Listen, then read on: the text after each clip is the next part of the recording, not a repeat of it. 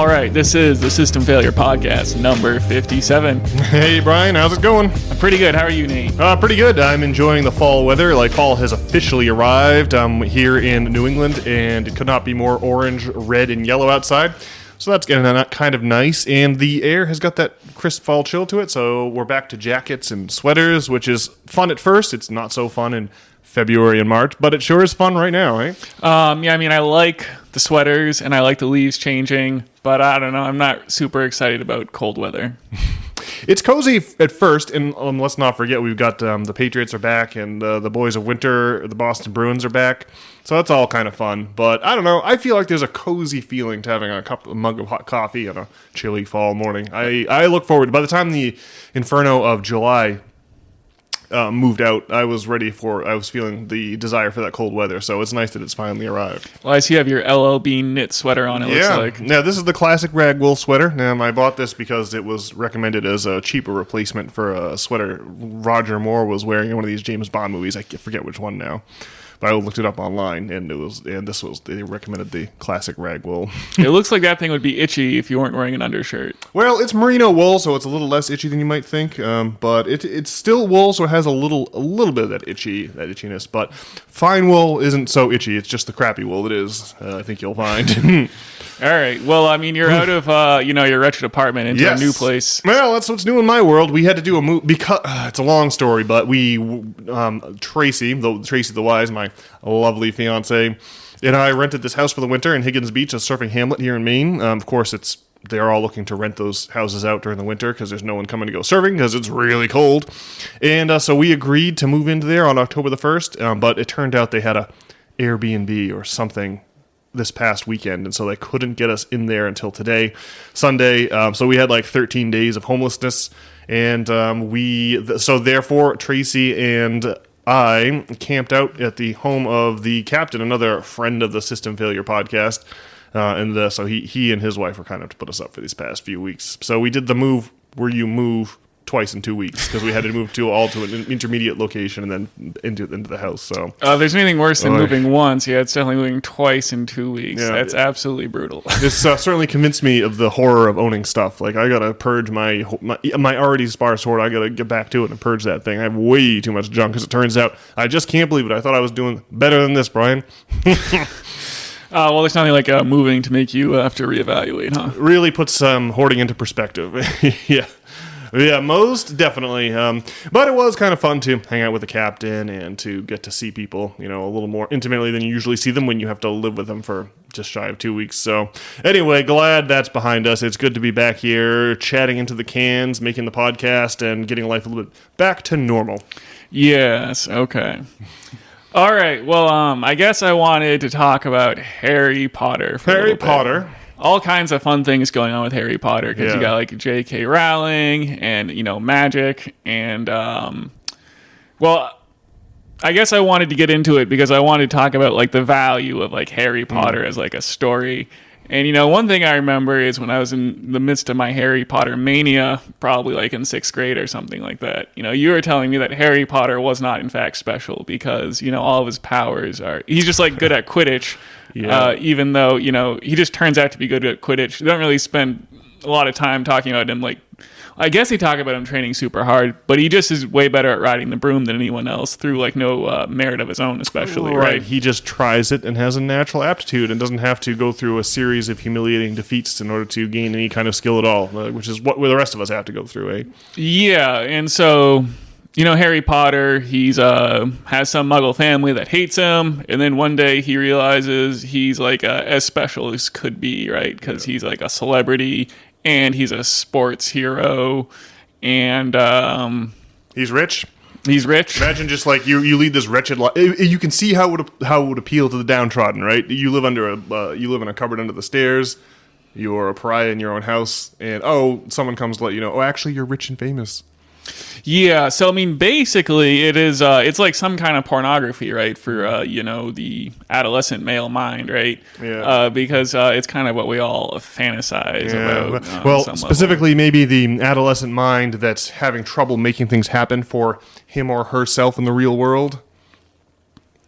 Like if you're a struggling teen, right, this is the story that's going to appeal to you, or a struggling preteen. Well, it's hard to imagine who like isn't a struggling preteen to some extent. I mean, I'm sure you'd have to be. I mean, I guess there were some people who didn't like care about Harry Potter, like back in elementary school. But like pretty much everyone my age, enjoyed Harry Potter. But do you think that Rob Gronkowski had tough preteen years? With the other Gronkowski brothers.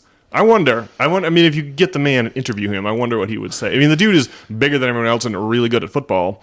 So maybe he never had to struggle as a teen. I'm trying to think of someone who didn't suffer or struggle, but I don't know. Well, he probably wasn't in Harry Potter, but he would probably say it's like crazily hard. Like he had some coach like grabbing his face mask and screaming as like specks of spit fly into his face and whatnot. Yeah, maybe you're right. Maybe being a Hall of Fame tight end in the NFL, it does have comes with its set of challenges, eh? But I'm sure he probably didn't like struggle with like depression and anxiety though, on the other hand. Yeah. But he was talking about how after like the last Super Bowl that he won, like they had to like drain his leg of all kind of blood and stuff because he took a terrible shot to like the quad basically, right? Yeah. Well, I think that there is a Rubicon here, though. If you're having trouble getting the attention of the opposite gender, right, that can be an issue. I feel like probably Gronk did not have that issue. But I think that lots of lads who read Harry Potter, who are like 12, 13-year-old, 14-year-old boys reading Harry Potter, probably are having trouble attracting the attention of girls. What do you think?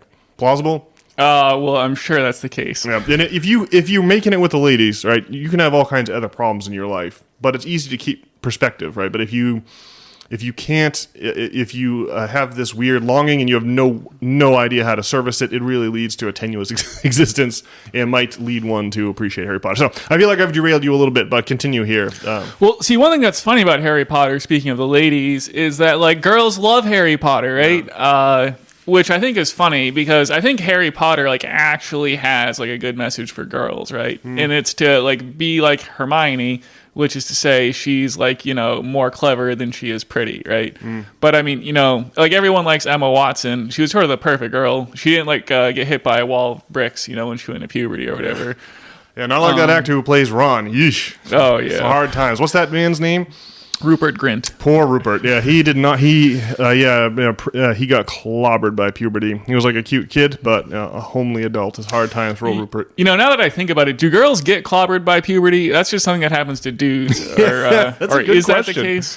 I'm trying to think of anyone I know in my life, but I think for most women, puberty is an agreeable augmentation, versus an awkward and uncomfortable, an awkward and uncomfortable one. But I don't know. We'd have to ask Tracy the Wise. Well, I just think it's funny the way that Harry Potter. It's if you come at it from one way, it could be it's basically just pornography. But from another way, it actually like has something intelligent to say. Like if you're a female, I think that's like mind blowing. Anyway. So I was talking to the old ChatGPT about this business with Harry Potter and whether or not it's a good moral of the story. And I was trying to like figure out like what you would have to do to make Harry Potter into like saying something meaningful for the growing adolescent mind, right? And so did you gender this and ask about the growing adolescent male mind, or did you just leave it as a non-gendered, just general? Well, I did. I was discussing how it seems to be a good tale for the growing female mind. So ChatGPT has this context, then this gendered context. Yeah. Okay. All right. So tell me, what did you find?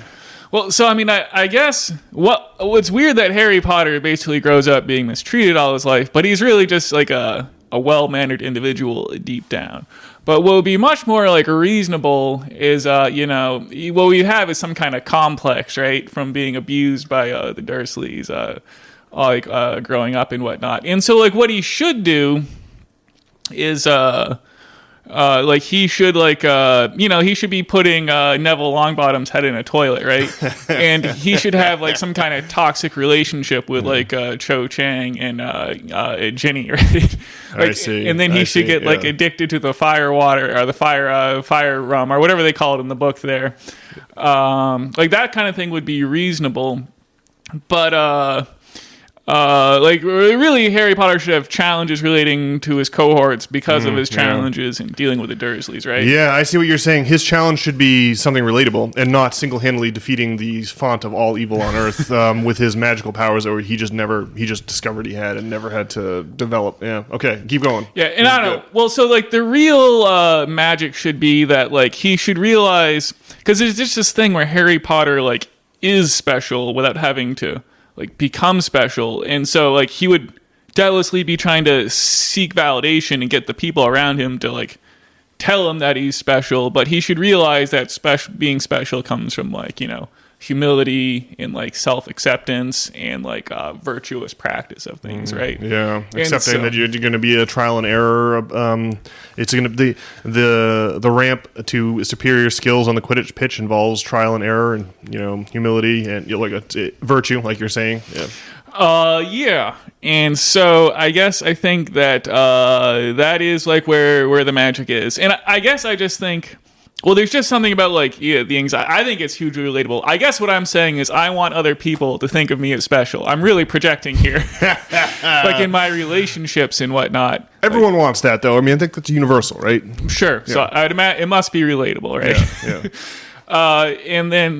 And so, I mean, I think part of, like, having the anxiety or the depression or whatever is, like, you feel like everyone else is special and you're not. And, like, so if you're, like, in a... Like, people, like, in vampiric relationships or whatever. Like, I mean, Joe Rogan talks about people that are vampires and they're trying to take from you or something in the relationship. And I guess there's different ways of doing that. Like, the way that... There's different ways that can manifest. But certainly, like, if you're trying to, like... If you have to get some kind of validation kick out of the relationships that you have, right? Like, that is, like, it is, like... It's like this vampiric thing, right? I need you to help make me feel better about who I am or define who I am in a positive way because I don't do that myself on autopilot. And so that's the role that you're going to play in this relationship with me. Yeah, I can see why that would be dysfunctional.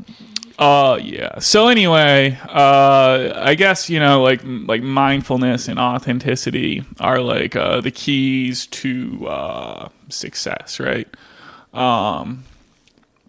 See, I guess what I've been thinking about is like my moral compass, right? I think my moral compass has been effed up by like it's I mean, it's certainly the years of the P Hub don't help. I mean, I would say probably like, you know, my parents' divorce or whatever. You know, I would say that doing crazy drugs probably hasn't helped either. These are all like deleterious habits, but is it a lack of morality though? I mean, I think well, these things contribute somehow to, because what you want to do is be like a principled person so you can be authentic, right? I see. Virtue is in discipline, I see. Yeah. I think what I'm interested in is the appearance of being virtuous while being duplicitous as possible to try to like achieve whatever I want. Maybe like there's something about being the youngest of three brothers or something wherein, you know, resources are scarce. And so like your niche is to, you know, you have to do whatever you can to scrap together what you can, I guess. Or it's a cutthroat battle for resources, basically, like growing up in that kind of situation, right? So maybe that more specifically has something to do with it. But yeah. So I guess that's what's been on my mind. Well, wheeling duplicity is a strategy for social interaction. Is definitely a way to increase anxiety, right? Because you're like, it's like if you're playing a role that you hope other people don't notice is fraudulent, but you know is fraudulent, you're going to be thinking about the fraud and not thinking about acting. You know, you're not going to be, you know, functioning in a normal way. You know, you're like you're going to be like sweaty or like nervous or seem all weird and squirrely. And is that how it's felt to you? That when you talk about being anxious, does it feel like that? Like could it be related with trying to appear as something that you're not? Well, I think that maybe, but I don't think like it's more like trying to get other people to tell me I'm special. I think it's sort of that's like the primary thing, or at least that's what feels like the primary thing. And I think you just kind of lose track. I think I lost track of my moral compass somewhere along the way or something. All right, that's after dealing with too much madness or something, my mind broke or something. So, Yeah, and it makes it what you want is authenticity and just to be yourself and not worry about stuff. And I think, I think for like anxious people, it's probably those sorts of things. I think are probably pretty normal or relatable. Is my feeling. So. Yeah, I think everyone knows that it's okay. There's a version of this where your boss asks how you're doing today, and you don't tell him about your rectal disorder or your rectal distress that you had. You just be like, "Oh, it's great, boss," So, like, you want to be able to respond naturally. I guess that doesn't mean necessarily being completely honest. But what I'm talking about is indexing the things that you're saying or talking about to the truth, right? So you don't have to remember it. Like, if you create an alternate reality that you're trying to impose on other people, then you have to like remember what that alternate reality is, and it can clear it doesn't take up capacity in the computing power of your brain. If you just index everything to the truth, then you don't have to remember it, right? It's like a memory trick almost. Well, it's not like I had like a cogent idea of what I was doing. I think so. Yeah, it's not really like trying to. It's more like you're just trying not to expose your fleshy underbelly, and in doing so, you end up doing weird things. Yeah.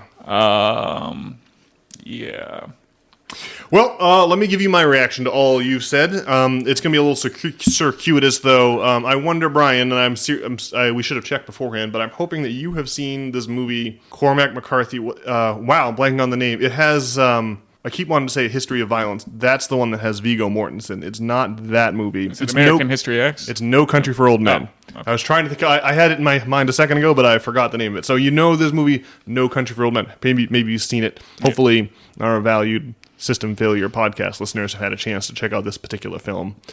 That movie's about violence. It's based on a Cormac McCarthy novel, and these Cormac McCarthy novels are always a little bit like there's The Road, where a family of three, a husband, a wife, and a child are in a post-apocalyptic situation, and the wife realizes she can't survive no matter what, so she has to leave. It's crazy, but this Cormac McCarthy novel is all about violence and what violence is really like. Let's leave aside No Country for Old Men and examine how violence is treated in other films, and I'll use James Bond, the aforementioned, as a convenient signpost. Like in the James Bond films, James Bond is about to be bisected by a laser, and it's like, but he still has complete control of the situation. No matter how many henchmen have him at gunpoint with their Kalashnikov assault rifles, Bond never worries because he always knows that he has complete control of the situation.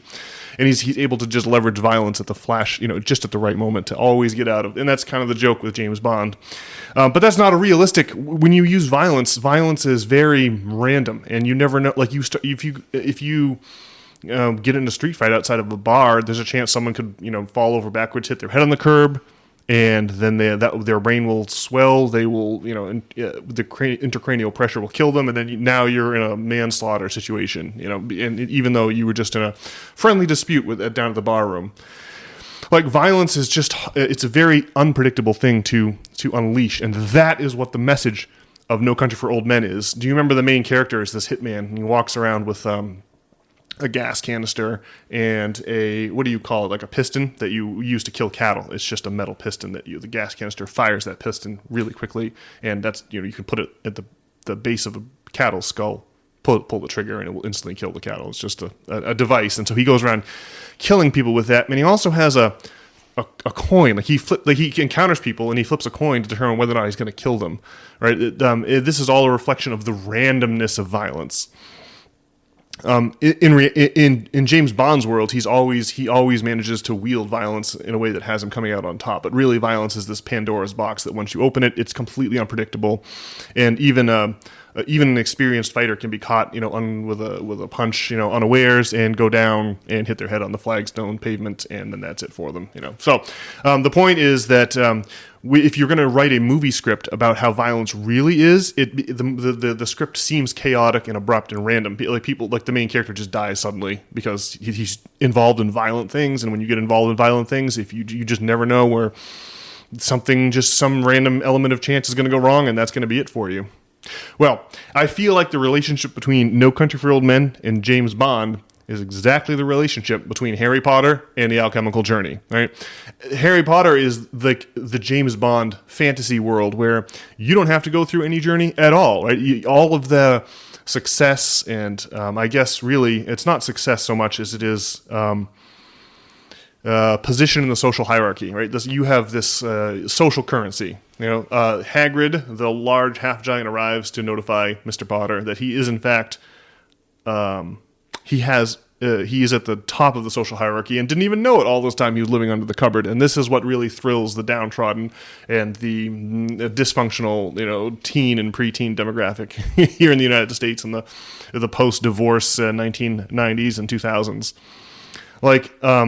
Rather than any kind of alchemical journey at all, which is the actual route to the top of the social hierarchy. Harry Potter just has it all delivered, literally by a snowy white owl who drops off thousands of letters to overwhelm the family that wants to keep him from going to the magical school of witchcraft and wizardry to which he's summoned. It really is like Harry Potter is the James Bond fantasy to the No Country for Old Men reality that we all have to live in. So I think it's really interesting that you brought up Harry Potter. And we have spent a lot of time on this podcast trying to talk up the idea of the alchemical journey, right? The idea that the destination that you think you want is really just a navigational aid, and when you have to embrace the process.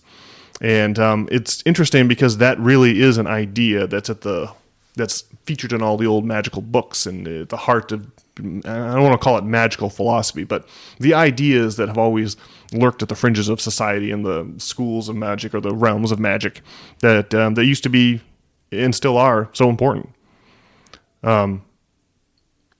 It's the alchemical journey really is a restatement of the major magical principle, the coincidentia oppositorum, the union of opposites, the alchemical wedding between the two opposite, in the case of a wedding, the two genders, right? The point of the alchemical journey is that you have to go through, Dante's Inferno is a great example, or Dante's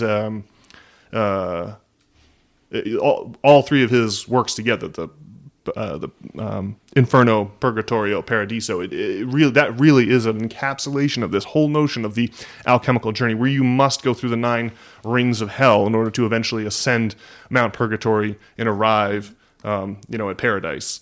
And so there is you counterintuitively have to go through hell to achieve, heaven as your reward. And that is the piece that's crucially left out of Harry Potter.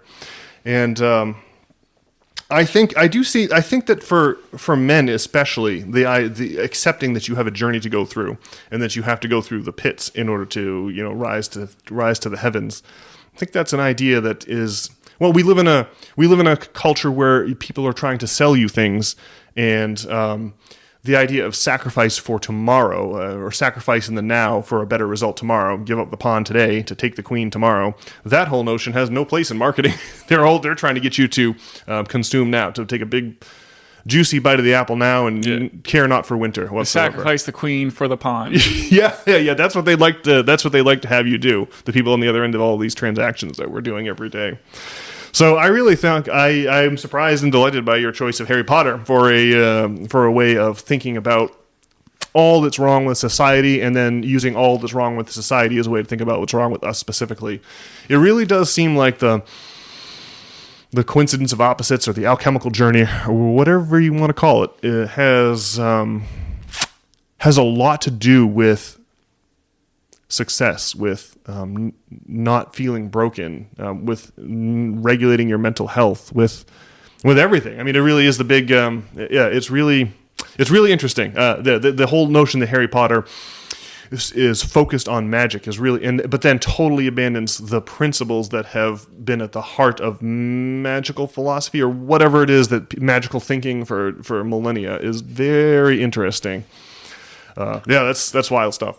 Well, poor J.K. Rowling, she's going to be, hated by, the super left. And then I guess, I don't know, I guess if you care about growing men, you sound like some kind of men's right activist, hardo right winger. Yeah. Well, and so they're fun stories. We can all enjoy James Bond movies, right? We don't have to, as long as you don't think of it as any map for success in your own life, right? I mean, we can enjoy Harry Potter and James Bond in their delightfully British ways, both characters, but you're right. The reason that the characters are so well, look, I like James Bond because his consummate competence is a fantasy I have about myself. You know, like it would be great to know what to do in every situation without hesitation.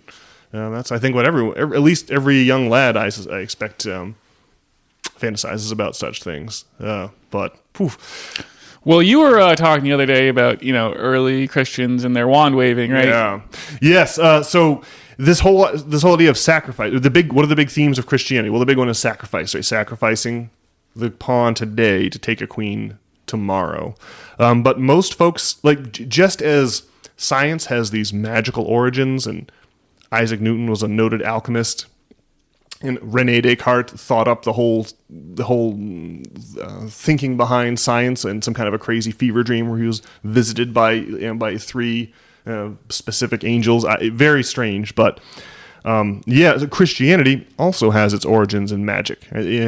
In the early first century, Brian Morarescu in his 2020 book, The Immortality Key, which if you were within the sound of my voice and you've not cracked Brian Morarescu's 2020 The Immortality Key, do yourself a favor and hit up Amazon right now and get that thing headed to your doorstep, because he did a really good job putting. Brian Morarescu is our age, and he was a lawyer.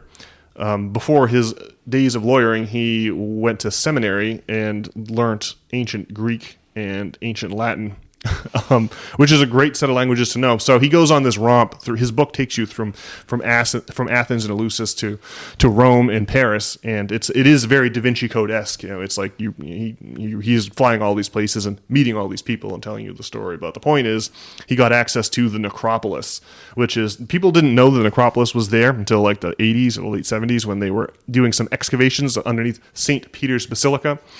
Obviously, the site of St. Peter's Basilica now was the site of it was in ancient Rome. There was the Circus of Nero, a racetrack for chariots, and then right next to that was the necropolis. And this is the site. This was the Vatican Hill in pre-Christian days, and they did a lot of killing of Christians on the Circus of Nero.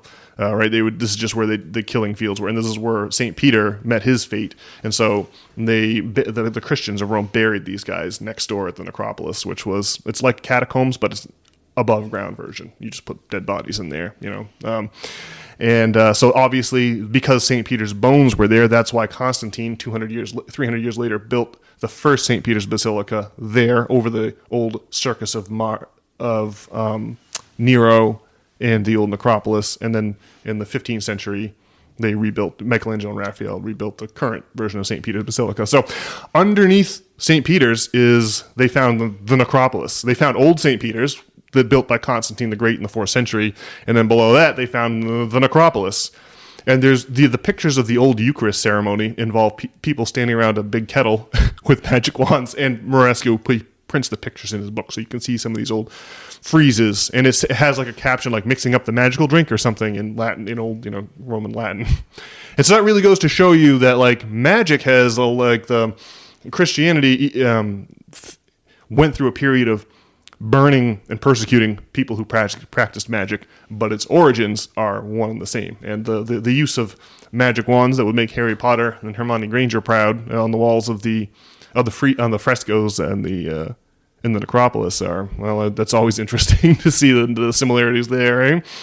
Well, maybe we should get some wizards hats and magic wands and give them a wave and see how it goes. I think the Eucharist is really important to this. You have to have 5 dried grams or some kind of whatever they used to use for the Holy Eucharist before they just became plain old bread and plain old wine without the exciting psychoactive ingredients. So I think that the efficacy of the magic wands is greatly enhanced by whatever's in the big cauldron that they're mixing up there and ladling out in little glasses. I'm sure you'll be shooting all kinds of sweet magic spells having done that. So as a way of just continuing this, just pushing forward here, so dimensionality, something we've talked about many times on this podcast, this notion that Isaac Newton, the man who invented calculus, was also fascinated by alchemy. has a lot to do with dimensionality. If you think of time as something that is the same thing as the three physical dimensions, length, width, and height, but the stopwatch works exactly the same. It just measuring something with a ruler and measuring with a stopwatch are just, they feel different to our brains because of their way that they are limited, but in reality these are, one and the same. So let's just I've talked at length about dimensionality, so maybe I'll just leave dimensionality there, and if anyone is lost or confused why, log on to nop.substack.com and check out the Isaac Newton essay that we published back in July. Or was it June? Just search for Isaac Newton, or listen to previous episodes of this podcast. But dimensionality, right? The great concern of calculus, of Isaac Newton's calculus, is something that has been symbolized with something called with the shape, the hexagram, the 6 side, not an octagon which has 8 sides, but a hexagram which has 6 sides. There's like the cube that has 4 sides. And the hexagram that has 4 sides is an ancient symbol of interdimensionality. 6 sides. What did I say? 4 sides. Oh, yes. The hexagram with its 6 sides, good catch, Brian, is an ancient symbol of interdimensionality because if you draw a cube, if you draw, take your ruler and draw a cube on your page using the trick of making a 3D cube, what you'll do is have a hexagram. A shortcut to making that is just take a hexagram and then draw a line from one corner to the opposite corner. So there'll be 3 lines, like 3 spokes of a wheel, except for this thing's a hexagon and not a wheel. And then it looks like a cube. You can see that there's like one square face and another square face and then 4 lines connecting them, right? You just have to draw, like if you take a wire cube and flatten it without taking perspective into account, you will get the hexagram. Yeah. So if you draw a 3D cube on a piece of paper, you're making a hexagram. Yeah. The outside edges will have this hexagram. Yeah. And so that symbol, the hexagram is like a symbol, particularly the black cube is a symbol in all these ancient religions. When the Muslims make their Hajj or pilgrimage to Mecca, they circumambulate around a giant black cube. That's like the ritual. Or a lot of these more fastidious or hardcore Jewish sects will have black cubes strapped to their elbows and their foreheads. And then they'll oftentimes have little pieces of parchment with scripture written on them as a way. It's just some kind of a black cube just has something to do, is something that the ancient symbol of interdimensionality is long been venerated. And so the thing about the hexagram is that it's connected to another popular magical symbol, and that is the 6-pointed star, sometimes called the Star of David, and visible if you pull up the Israeli flag. We'll come back to that in a second. But if you have the Star of David is an old magical symbol that is a reiteration of as above, so below. Right?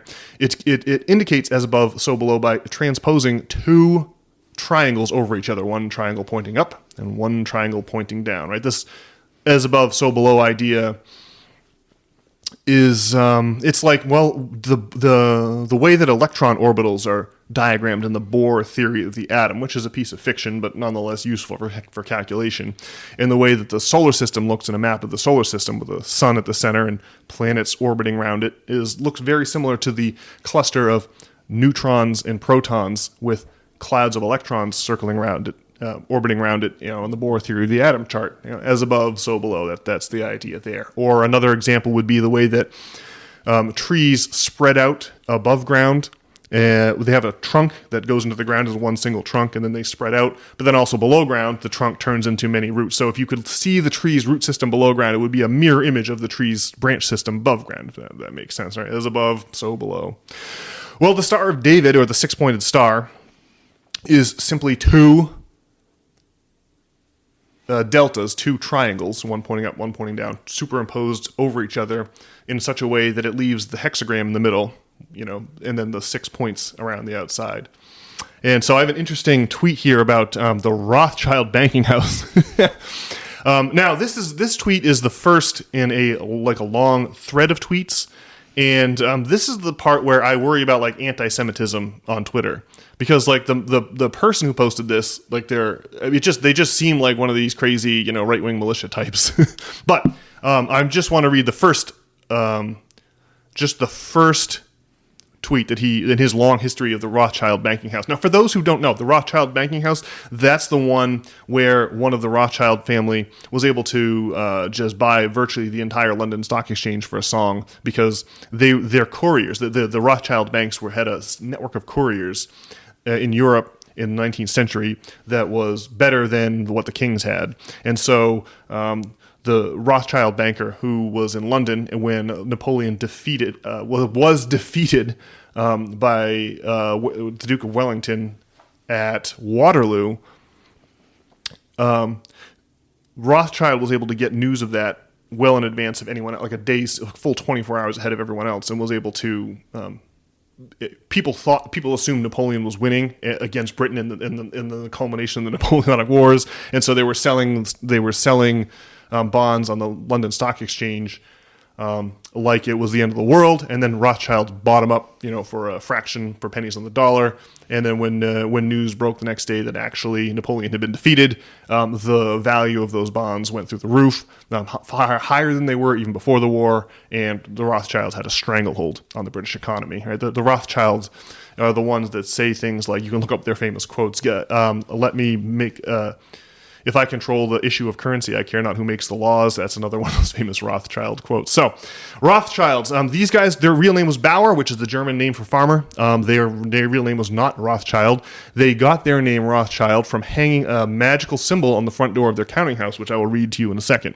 Rot, R-O-T, is the German word for red, and Schild, S-C-H-I-L-D, is the German word for shield or sign. So if you have a turtle, they call that a turtle creature, or a Schildkröte. That's what the Germans call it. They call a turtle a shield creature. And so the Rothschilds, or Rothschilds, the Red Shields, got their name according to they got their name in this fashion. 1743. Mayer Amschel Bauer, an Ashkenazi Edomite Jew, is born in Frankfurt, Germany, the son of Moses Amschel Bauer, a moneylender and the proprietor of a counting house. Moses Amschel Bauer places a red sign above the entrance to his counting house. This sign is a red hexagram, and this man has noted here, which geometrically and numerically translate to the number 666. I got no idea if that's true or not. So the sign is a red hexagram, which under Rothschild instruction will end up on the Israeli flag some 2 centuries later. Obviously, the Rothschilds were heavily involved in the Zionist movement that delivered Jewish settlers to Israel, most notably in the pre-World War I era, when the Russian Empire was involved in massive pogroms against the Jews, but then most obviously in the post-World War II era, where finally the UN got behind the creation of the Israeli state.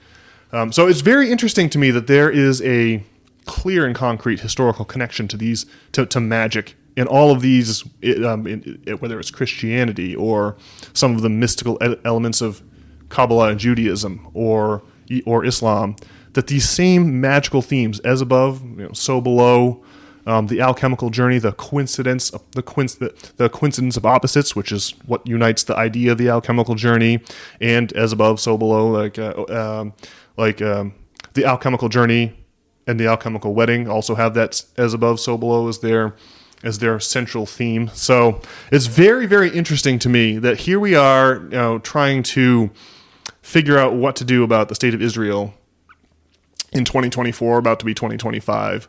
And that J.K. Rowling is embroiled in trans controversies on the internet, and it's just very interesting that under all of these, you open the hood on all these seemingly totally disparate sports cars, and you find the same magical engine under all of them, eh, Brian? Yes. Well, I guess I just assume that the people who run the show understand. Like, it seems like the Masonic tradition is about keeping something secret, or at least being a guardian of some kind of knowledge. Yeah, and I just have to imagine the people who run the show know a lot more about that than we do. And there's just a long tradition of keeping the sheep, not bothering them with such information. I mentioned dimensionality and calculus a few diatribes ago, and it's funny to me that calculus is the study of speed, and then the rate of change in speed of accelerate, which is acceleration, or the rate of change in acceleration, which is called jerk. These are all derivatives and integrals depending on whether you're moving up or down, making compound units. But what's really funny is that banking also admits of calculation with calculus. The interest is a rate, and the calculation of interest is done with derivatives and integrals, just like friend Isaac Newton discovered. He had a little bit different format. I think it was Leibniz that used the word integrals and derivatives, but whatever the case may be, it's fascinating to me that dimensionality, magical ideas like as above, so below, and banking and the major world religions all swirl together in this. And let's not forget Harry Potter, how we started this whole conversation, all mixed together into this one big, super confusing slurry of magical symbolism. I don't know what to make of it, but I think that not taking magic seriously is a scam perpetrated on us by the upper class. I think that the people that run our society take magic very seriously, in other words, and that those of us who walk around dismissing it as an ignorant idea from the past are falling right into their trap, as if they took a piece of chalk and drew an outline of a body on the sidewalk and you run and lie down in it. All that is very interesting. It's your Harry Potter, your complaints about Harry Potter or about the defects within the Harry Potter plot are very interesting because obviously that thing is connected to magic as well. Yes. Well, I mean, it sounds like we need to get some magic wands, right? I think that's clearly the final conclusion of this episode of the System Failure Podcast. The finest magic wands I've ever seen come from Harry Potter World down at Universal Studios. Maybe we can order a forklift pallet of those and have them delivered. It sounds like a plan. Well, so what do you think? Are we like so much of our society can be summed up by the myths we tell ourselves. And I think it's really interesting you've singled out Harry Potter for exposure on the System Failure Podcast. Like, I really do think that, especially for young lads, that you just have to I think young women start out with real inherent value, but maybe for lads, we have to accept we don't have inherent value. We have to create that inherent value. Maybe that's it. I don't know. We should have had this conversation with Tracy or some other young lady to help give us insight. With two lads, it's hard to get into the mind. It's hard to know what how someone who was female would regard all of this. But at least for lads, I do find that kind of myth just really unhelpful. Like just wallowing in that fantasy of just having Hedwig the owl deliver your fame and fortune to you versus having to go out and rustle it up. It's just too tempting and it's just too easy. Well, I mean, Harry Potter, the kind of needle he has to thread is well, I'm sure that girls don't feel like they don't have to thread a certain kind of needle. Yeah, I think they have different challenges. I'm just wondering how the lens of Harry Potter would reveal those challenges or how it informs those challenges. Yeah, that's really interesting. Now, okay, so Harry Potter was really a big influence maybe in your early life, Brian. What do you think? I mean, it was the Harry Potter madness. You were right at just the right age to like really get the full blast of the Harry Potter mania. Well, sure. It was like the wait for book 4. Before like all the crazy movies and marketing and lunchboxes. That was like the OG Harry Potter time. Yeah, back when people were thirsty for it versus having it crammed down our throats at every turn. And you, I assume, did not read Harry Potter as if it was some kind of a... You must have read it... did you read it wishing that something like that would happen to you? And did the story stop you from going out and... That's really, I guess, what I want to ask. Do you think that hearing this story... the wrong myth was bad for you? Like how extensive was the fallout from the Harry Potter myth in your own life? I think the harm in Harry Potter is probably just in not having something better, or I mean, maybe it's some kind of outlet for. I guess I don't think I was like actively hurt by Harry Potter, and I mean, I guess I was interested in Harry Potter because of what my life was like at the time. So I don't really. There's kind of a chicken and the egg debate. Although unlike the chicken and the egg, this is somewhat solvable. But I just don't really think that Harry Potter is the cause of my problems. I just think because of my problems, I was interested in Harry Potter. Yeah, so the fact that this is the myth you cleave to is very revealing, you would say, about your psychology. Yeah. So it's kind of a reflection of many adolescent minds. I will never forget when Jonathan Taves, the former captain of the Chicago Blackhawks hockey team, after they won their third Stanley Cup, I remember him saying, he was on the ice all sweaty, with his championship hat on, having just won the cup moments before, and the on-ice person was trying to interview him with a microphone, and he was just saying, look, he's trying to say into the microphone, listen, anyone can do this. Captaining a Stanley Cup winning team, that's no mean feat. Most people think of that as one of the hardest feats there is to accomplish. And he's saying into the microphone, anyone can do this, right? You just have to accept that it's not going to be delivered to your door. Now I'm adding context to what Taves said in the breathless moments when he was just winning the cup. But he was, he's trying to explain, it's not, I don't have some physical ability. I didn't just wake up like Harry Potter did and just be this. I had to work at it, and it was a really, really long on ramp. But anyone can take this on ramp. You just have to keep going and not give up, and accept that there's going to be setbacks and discouragements, and accept. There's a lot of acceptance that goes on with it, but I thought that was really interesting, and it's like Jonathan Taves is trying to give the opposite message that Harry Potter is giving looking into the cameras. After having won the cup, he's trying to really say the exact opposite thing. Like Harry Potter seems charming and British, but it really is insidious in the fact that it's the opposite of Jonathan Taves' advice, which is that you need someone's going to come and deliver this to you. So just hang on, oh child who lives under the stairs. Just hang on. I'm sure your Hogwarts letter will arrive. Well, it's not like a great compass to align yourself by. I mean, I guess there are these parents who try to raise their kids to believe that Hogwarts is a real place and that they're going to get some letter when they turn 13 Yikes. Or something. Can you imagine? I don't know about telling children that Santa Claus exists. I mean, I understand that it's thrilling when you think that a jolly man's going to come give you all these toys, but I'm not so sure it's good to deliberately confuse children. It's confusing enough growing up as is. I don't know. Maybe I feel differently if I had kids of my own, and you just can't wait to act out those nostalgic fantasies with your own child. But whether you've told the kid that Santa Claus is real or whether their Hogwarts letter is surely in the post, that's that seems. And how long do you think parents are trying to see how long they can go without their kid before their kid realizes that Harry Potter is a fictional?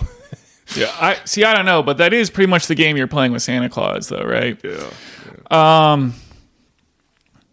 On the other hand, I think what we really got to do on the System Failure podcast is we got to, if we really want to take it to the next level to be successful or whatever, we got to figure out what we're doing with our thoughts about magic. We need to maybe infiltrate a Masonic lodge or something and figure out what's going on. Ultimately, I'm not sure how terrible of a thing it is to tell your kids about Santa Claus or have them believe it, or I don't know. I think ultimately what you want is a solid home. What you want, if you're trying to grow flowers, right? You want lots of, you need some good soil and some sunlight, and you'll get a big, beautiful flower.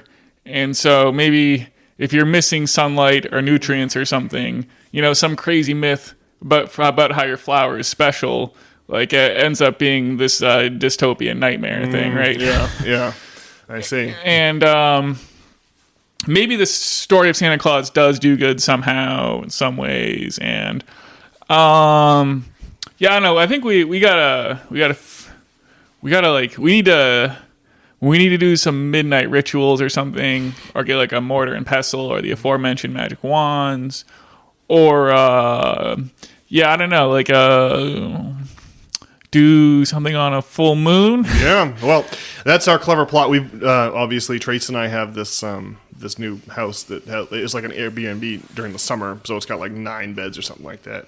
So we're definitely planning on hosting some rituals this winter. So buckle up, Brian. You'll definitely be involved in that, I'm sure. Oh, geez. Well, at any rate, I think we gotta figure out what's going on with magic in a tangible way. Yeah.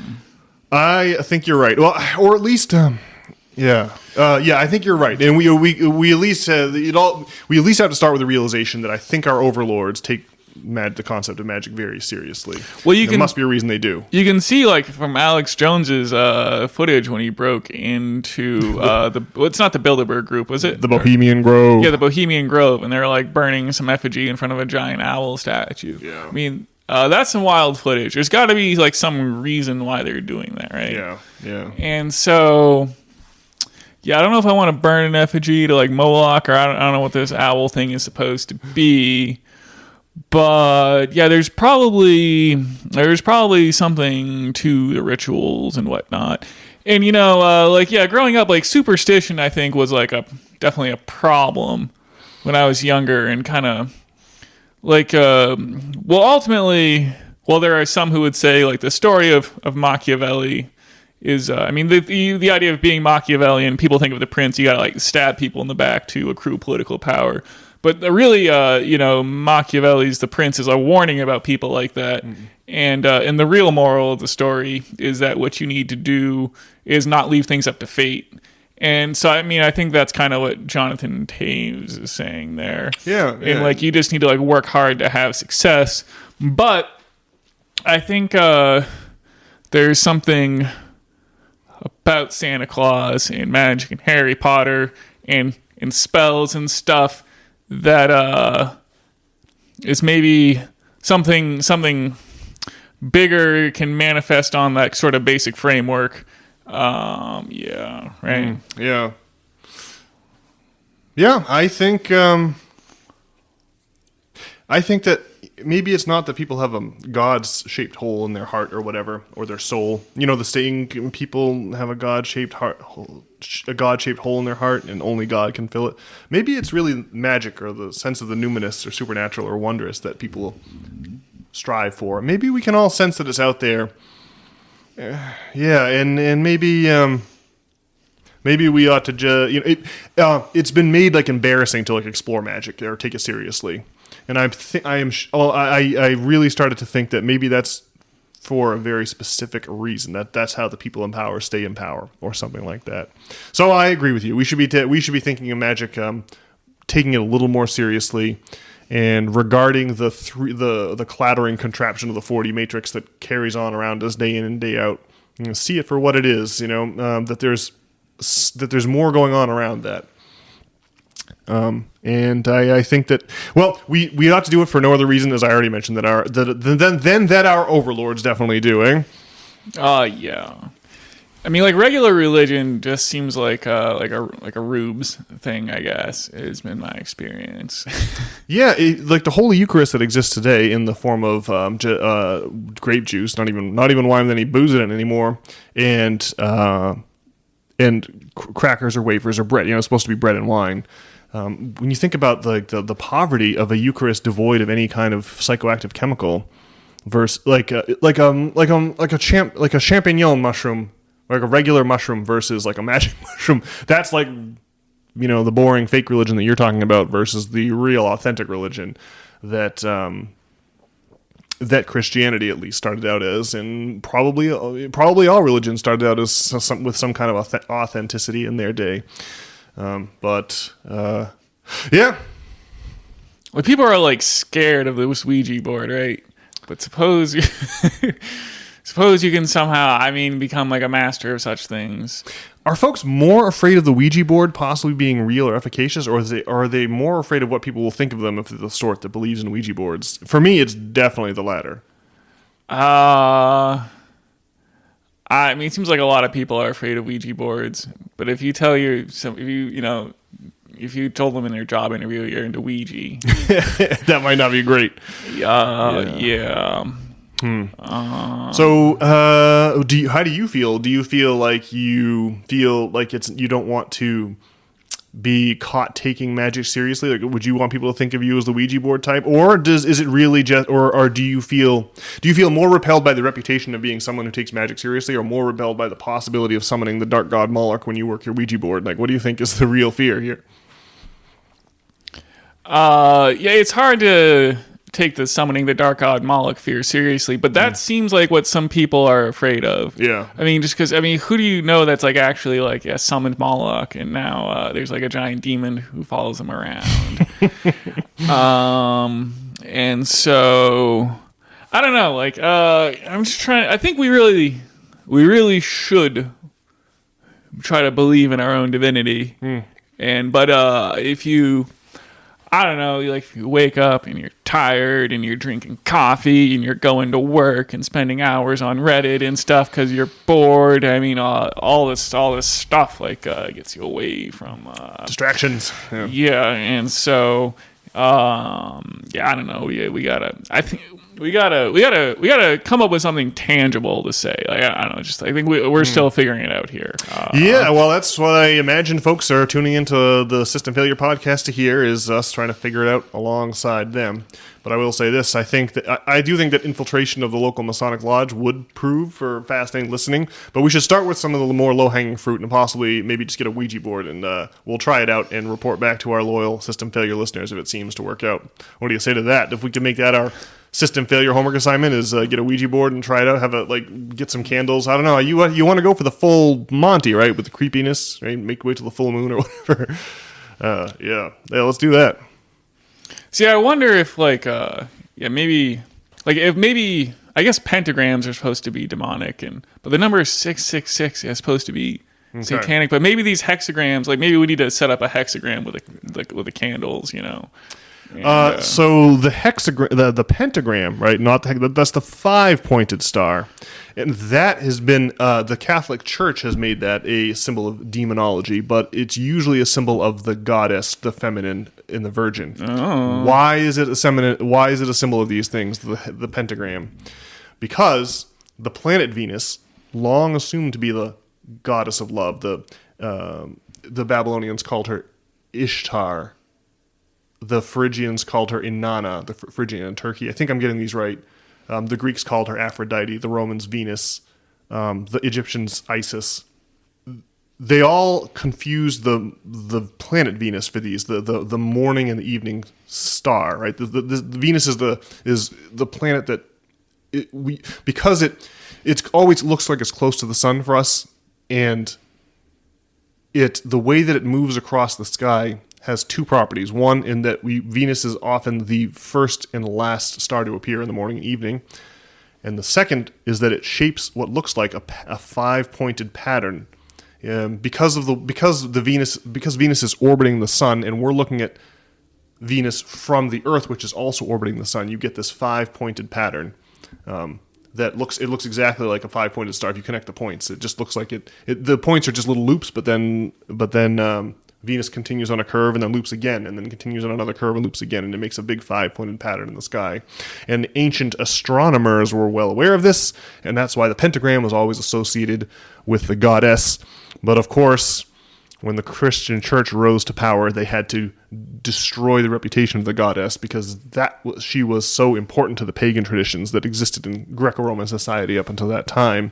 They had to, the king was basically, the Pope was basically no more new friends. We're going to get rid of the past. Well, I guess it's the opposite of no new friends. It's only new friends, right?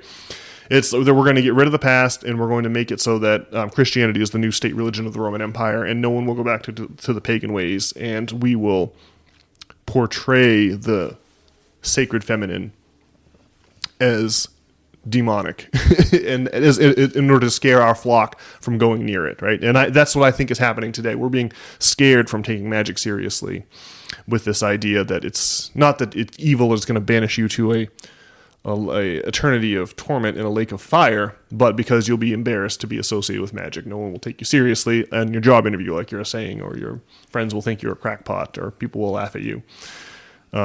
But yeah, that is why the pentagram is a symbol of demonology, because of its former association with the goddess and the sacred feminine. Well, I guess we probably just have to assume that, like what's up is really down, or what they're saying is bad is probably good. Yeah. And I guess we probably couldn't live in a much more like degenerate and hedonistic time. And so, I don't know, like how much bad. Like, I mean, if you were like actually sent to like the ninth circle of Dante's hell or whatever, and it's just like every day you're being tortured and there's lava and sulfur and stuff. That seems crazy. Like the existential madness of what's going on here, where we've robbed all the value we can from our children. Like it's the opposite of sacrificing the pawn for the queen. Like we are deep into sacrificing the queen for the pawn territory, right? Yeah. And it probably like as much as it possibly could be is sort of like the whole. With the groundwork that's been laid in the past 56 podcasts, right? Yes, yeah.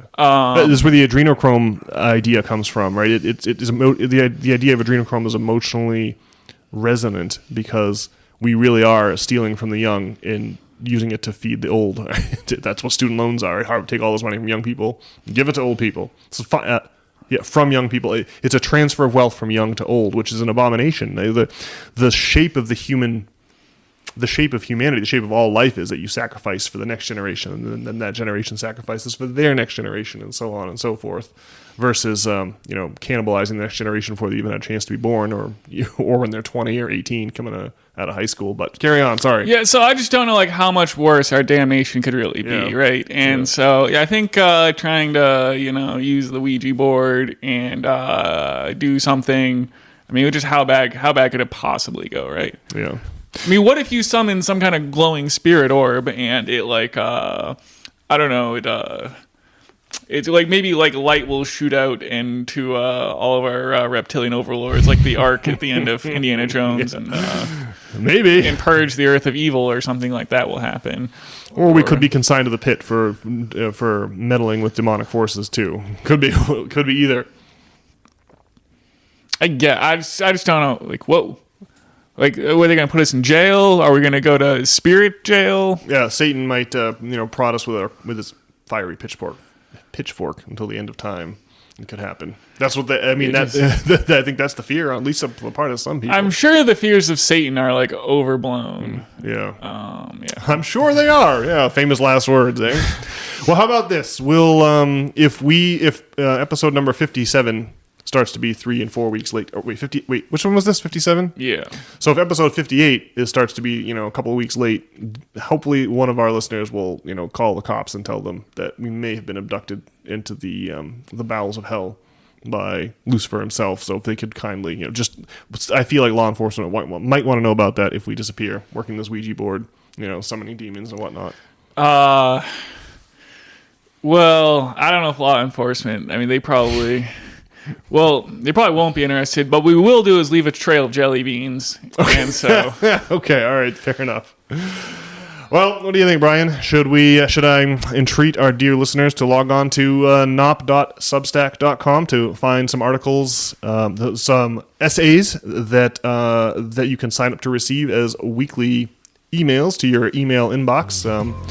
I recently had one about the sacred feminine about 3 or 4 weeks ago, and if you look at that essay, you can see a picture of the orbital path that Venus traces across Earth's skies. And if you'd like to send us an email and let us know what you think of our crackpot theories or our desire to take magic seriously, you can do that by emailing us at nop@substack.com. We hope to see you all on the interwebs. All right, we'll see you, folks.